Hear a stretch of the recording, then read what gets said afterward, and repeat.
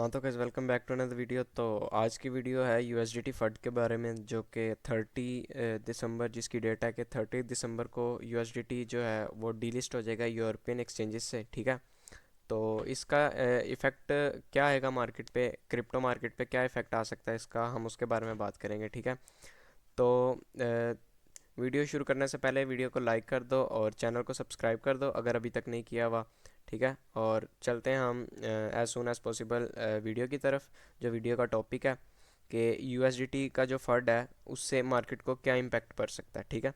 अच्छा, अब मेरी नज़र में यूएसडीटी का जो फंड आ रहा है 30 दिसंबर में, मतलब जो ये एक्सचेंज से डिलिस्ट हो रहा है, तो उससे ना मार्केट में फ़िलहाल दो तरह के मैं मेजर मतलब मूव्स एक्सपेक्ट कर सकता हूँ कि इधर मार्केट, मतलब जो हम ऑल्ट्स का पंप करने का वेट कर रहे हैं, और बीटीसी डोमिनेंस की अगर बात की जाए तो बीटीसी डोमिनेंस को अगर हम चाह रहे हैं कि बीटीसी डोमिनेंस यहाँ पे नीचे गिरे, मतलब ऑल्ट्स की एक रैली हमें देखने को मिले। ठीक है। क्योंकि अभी ऑल्ट्स ने वैसा पंप नहीं किया पैराबोलिक जैसा एक पूरा एक ऑल्ट साइकिल में ऑल्ट्स पंप करते हैं। ठीक है। हमने इस ट्रेंड लाइन को रीटेस्ट किया है। ठीक है। एक लोअर हाई लगाया हमने यहाँ पे, तो माइट भी हम यहाँ से वापस नीचे की तरफ मतलब पुल बैक कर सकें। ठीक है। तो अगर यूएसडीटी डोमिनेंस की बात की जाए ना, तो अब मैं इस फंड को ना दो मतलब तरीक़ों से देखता हूँ इस फंड को ना। अब वो दो तरीके कैसे हैं? अब वो दो तरीके इस तरह से मैं इस फंड को देखता हूँ कि देखो, अब यूएसडीटी डोमिनेंस जो है ना, यूएसडीटी डोमिनेंस, अब सबसे पहले तो ये समझो ये यूएसडीटी डोमिनेंस है क्या। डोमिनेंस ये रिप्रेजेंट करती है कि एक एसेट्स के अंदर कितने परसेंट वैल्यू है, अमाउंट ऑफ मनी है। ठीक है। अब यूएसडी डोमिनेंस करंटली 4.27 है। ठीक है। अब ये ना बीटीसी के बिल्कुल इन्वर्स चलती है। इन्वर्स कैसे चलती है? अगर हम इसको देखें बीटीसी के चार्ट पे, ठीक है, बीटीसी के चार्ट पे देखें तो करंटली बीटीसी के बारे में अभी हम बात नहीं करेंगे। ठीक है। सिर्फ बात करेंगे यूएसडीटी डोमिनेंस के बारे में।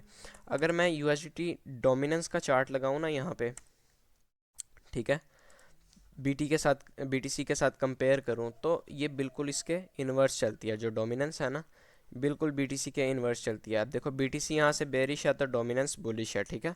9% ये प्लस है और ये -6%। ठीक है। इसको अगर हम इस तरह कर लें कि इसको हम बार्स में कर लें, इसका स्टाइल हॉलो कैंडल्स में, तो वो ज़्यादा बेनिफिशियल है। सही है। हाँ, अब मैं आपको ना एक चीज़ दिखाता हूँ कि जो कि मैंने भी नोटिस की हुई है फ़िलहाल के लिए। ये सारी वो डेट्स हैं जब यूएसडीटीज़ के फंड्स आए थे। ठीक है। हिस्ट्री में जो भी फंड्स आए यूएसडीटीज़ के, अब उसका इम्पैक्ट मार्केट पे क्या आता है? देखो, जब भी ये पहला पहला फंड आया, डेली टाइम फ्रेम पे हूँ मैं, पहला फंड आया यूएसडीटी का, जिसमें यूएसडीटी की प्राइस अनस्टेबल होगी और 0.88 सेंट पे यूएसडीटी गिरा। ठीक है। अब ये होलो चार्ट जो है ना, ये जो होलो मूव है ये आपको नज़र आ रहा है डाउन साइड, ये यूएसडीटी डोमिनेंस गिरी है। ठीक है। अब ये जो होलो कैंडल्स का मूव है ये डाउन साइड है, और इस पे बीटीसी का क्या रिस्पॉन्स था? बीटीसी ने सिर्फ एक कंसोलिडेशन मूव हमें यहाँ पे दिखाया था। ठीक है। तो फिलहाल यहाँ पे इतना रिस्पॉन्स नहीं आया। ठीक है। और उसके बाद डोमिनेंस का यहाँ पे देखो, मैं आपको एक चीज़ दिखाता हूँ, आपने नोटिस की होगी ये चीज़। ये देखो, यहाँ पे डोमिनेंस का एक फंड आया। ठीक है। उस फंड की वजह क्या थी? उस फंड की वजह थी कि एक अटर्नी थी जिसने बिटफिनिक्स जो एक्सचेंज है, बिटफिनिक्स एक्सचेंज, उसका कोई थ्रेट थे, जिसकी वजह से टैदर का हर हर साइकिल में टैदर का ना फंड आना होता है, जो लाजमी होता है। ठीक है। तो अब यहाँ पे एक टैदर का फंड हमें देखने को मिला, जिसकी वजह से टैदर में एक बाउंस जो था, उस बाउंस में हमें एक सडन डिक्रीज देखने को मिला। ठीक है। सडन डिक्रीज हमें देखने को मिला, जो कि था तकरीबन तकरीबन ना प्रोबेबली 40% क्रैश हमें देखने को मिला यूएसडी डोमिनेंस के अंदर। अच्छा, अब डोमिनेंस के अंदर क्रैश क्यों आया? देखो, जब भी किसी चीज़ के बारे में फंड आता है ना, तो उसमें से आवाम पैनिक करके ना पैनिक सेल आउट करती है, जिसकी वजह से उसके अंदर से पैसे निकलते हैं। ठीक है।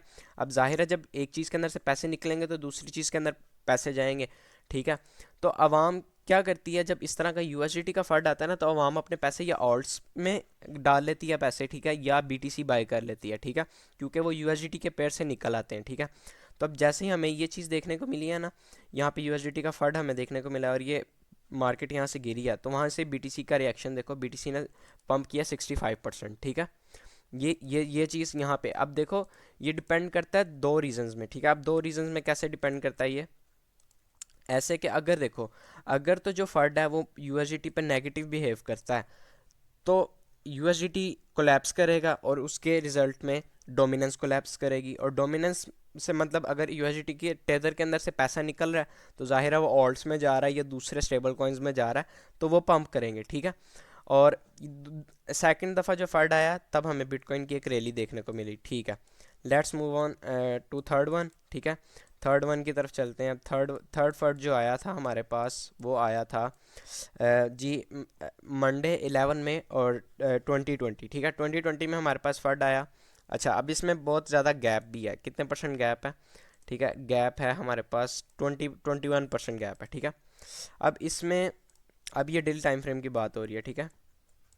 21% गैप है हमारे पास इसके अंदर ना, ठीक है। तो अब यहाँ पे अब देखते हैं कि फंड ने क्या मार्केट, अच्छा देखो जब फंड आया, ठीक है, तब मार्केट उस टाइम पे मार्केट बेरिश थी, ठीक है। मार्केट में एक डाउनसाइड मूव आया था, कितने परसेंट का, मार्केट में एक डाउनसाइड मूव आया था, 20% का डाउनसाइड मूव था, ठीक है। उसके बाद जब वो फंड आया यूएसडीटी का और जो डिसीजन हुए उसके बाद मार्केट में हमें पंप देखने को मिला, ठीक है। कितने 16% का पंप था और उसके बाद गैप अप ओपनिंग हुई और फिर कंसोलिडेशन रेंज हमने कंटिन्यू की, ठीक है, 2020 में।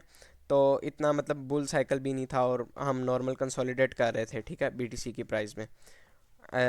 Let's move on to the next fund, ठीक है। नेक्स्ट हमारे पास रैली आई जो कि नॉर्मल आती है हर हाल्विंग के बाद और हर मतलब फोर साइकिल ईयर के बाद जो भी रहे। उसके बाद जो ये फंड आया, ठीक है, इस फंड में भी हमारे पास जो क्या नाम लेते हैं, न्यूज़ जो थी वो पॉजिटिव रिएक्ट की डोमिनेंस के लिए, ठीक है। फंड ख़त्म हो गया, ठीक है। अगर फंड ख़त्म हो जाता है ना तो ये चीज़ होती है कि यूएसडीटी पंप करता है, मतलब आवाम स्टेबल कॉइन से निकल के यूएसडीटी में वापस आती है, ठीक है। जो डरे होते हैं, पैनिक सेलर्स होते हैं, वो भी यूएसडीटी में वापस आने लग जाते हैं, ठीक है।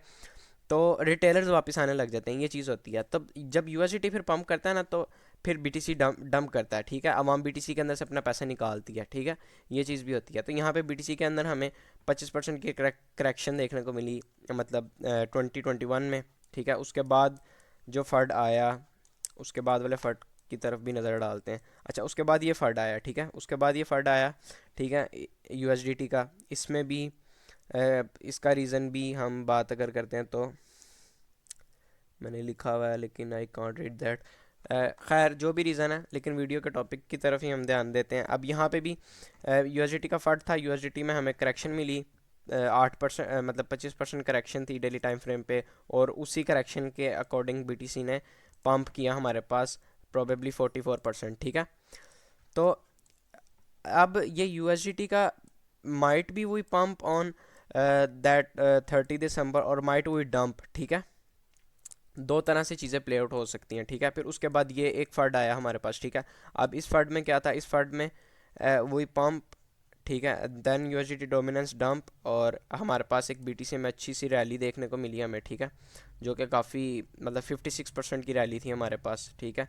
उसके बाद जो भी है कंसोलिडेशन और मतलब ऑल डिपेंड ऑन न्यूज़, ठीक है। अभी भी जो क्या नाम लेते हैं, टेदर की सिक्योरिटी को लेकर ना यूरोप में उसको मतलब डीलिस्ट किया जा रहा है या बैन किया जा रहा है, ठीक है।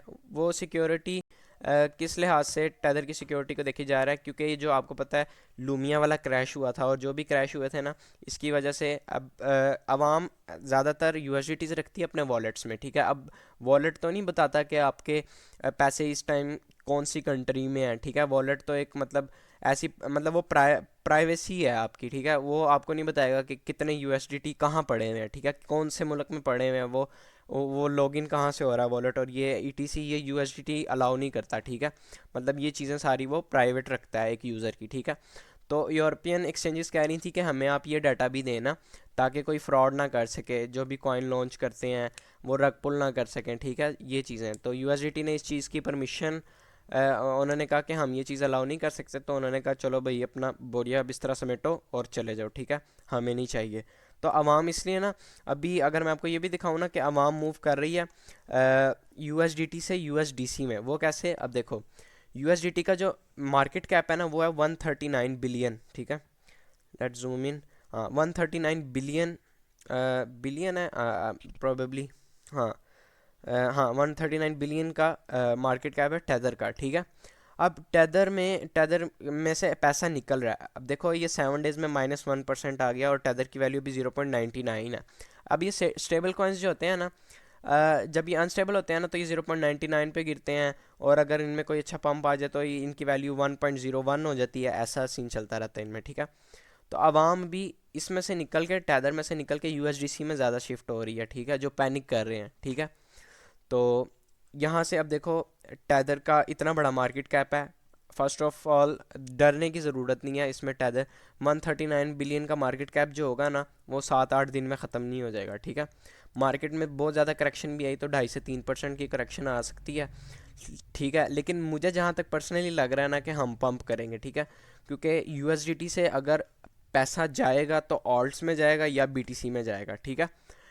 टेदर का फंड आता ही इसलिए है क्योंकि जो टेदर में पैसे पड़े हुए हैं ना, जो अमाउंट ऑफ मनी जो टेदर होल्ड कर रहा है, वो सारे दूसरे कॉइन्स में जाएं, ऑल्ट्स में जाएं, बीटीसी में जाएं, इथीरियम में जाएं, इन चीज़ों में जाएं, ठीक है। तो ये फंड इसलिए लाजमी होता है हर साइकिल के लिए, ठीक है। बाकी वीडियो अगर अच्छी लगी है तो चैनल लाइक कर दें वीडियो को और सब्सक्राइब कर दें। मिलते हैं नेक्स्ट वीडियो में, तब तक के लिए अल्लाह हाफिज़।